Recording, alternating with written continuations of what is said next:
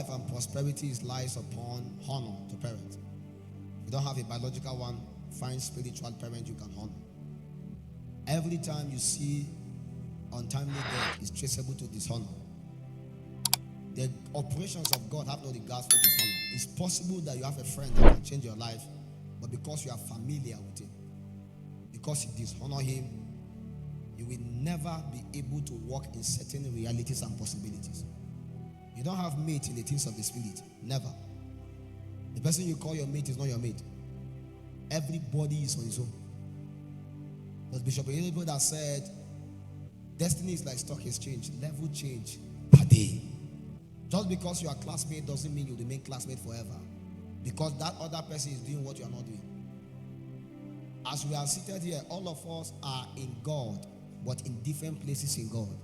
So don't think that just because we are in Christ, we are all equal. It's a lie. You must be able to understand that if anything is going to be transferred to you, you must bend. Compromise for the moment at least to be able to receive. So if God has set Apostle Abila as part of the pillars, please, you must be able to understand that there is no way you can stand in support until you plot in. Don't be part of those that dishonor people. Never.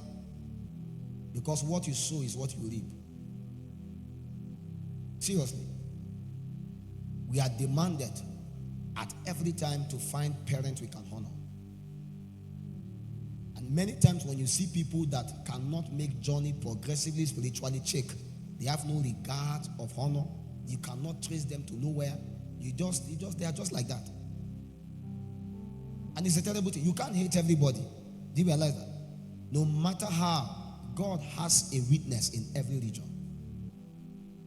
And it is wisdom for you anytime you find yourself within a locality to decipher who are those that God is sending as his angelos.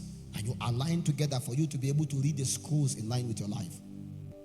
Many of you, God has positioned you within this commission, but you feel, well, it's Abila that we know now. We know him. You don't know him. The person you say you know is advancing daily. Hasn't he wonder you? My team of evangelists went to their evangelism one time at home. I bring the greetings from Shekinah Network International. And some of those guys that knew me from school say, is it not Philip Cephas? We know him now. We know this guy now. You know me? I don't even know your name again. See, when it comes to this matter of this kingdom, you must bend your knees in humility and learn. If you see a man functioning in a dimension you know nothing about, you see certain result work, it's not by chance. Try it and see. So wise men like Nicodemus, although he knew that he was part of the critics, he came at night. So what can I do? And do you know that the reason why he came at night was because he doesn't want anybody to know? But Jesus Christ betrayed him. Glory be to God. Because we knew. Because Jesus Christ betrayed him.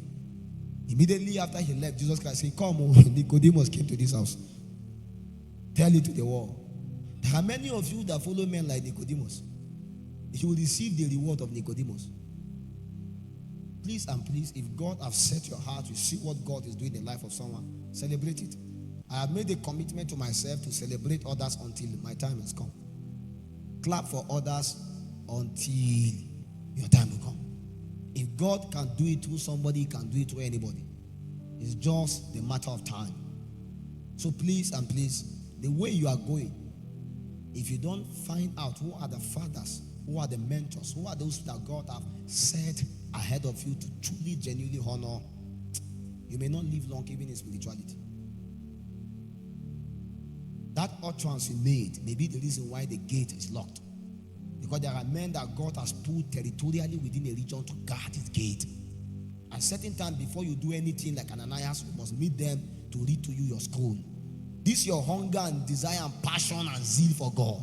Sometimes, God may not answer you. He will point you to men. Follow this one for 2 years. Follow this one for 5 years. Follow this one for 6 years. Follow this one for 7 years. And when you begin to follow, after a while, you now realize that inheritance are actually transferred to only those that serve and honor. That's how it works. Elijah actually had many sons of the prophet. Only Elisha was a servant. All of them were only spiritual children. And every day they say we have a father in the Lord. He's a mighty prophet. His name is Elijah. But one was careful enough to follow serving, pouring water. It was very, very intentional and deliberate. And in the day the mantle was to come, he looked upon that one and it came. It took me time to realize it's a waste of time praying for the mantle of anybody.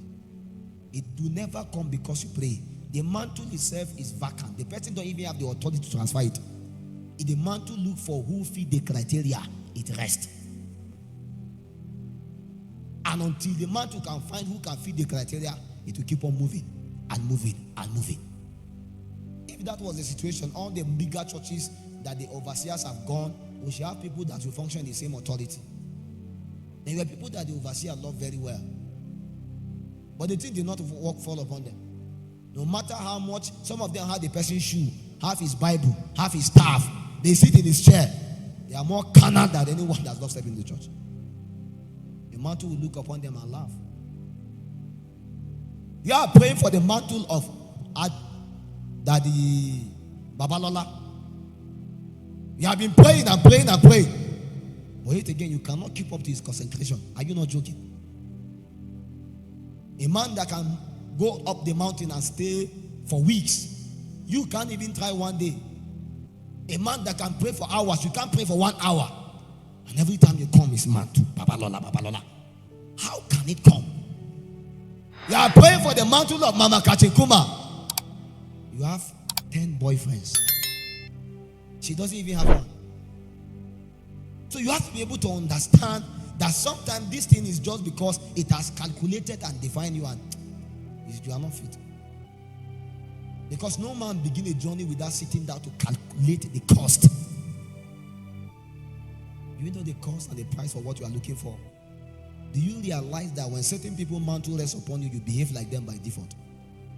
You don't know that the reason why all your relationship is failing is because somebody mantle is upon you. The reason why you are going through the things you are going through is because you partook of someone's mantle. So you find your character, everything is bent towards the same operation. John the Baptist did not want to dress the way he was dressing. In fact, he didn't even want to go to the mount, go to the backside. It was the spirit of Elijah. It just bent the guy like that.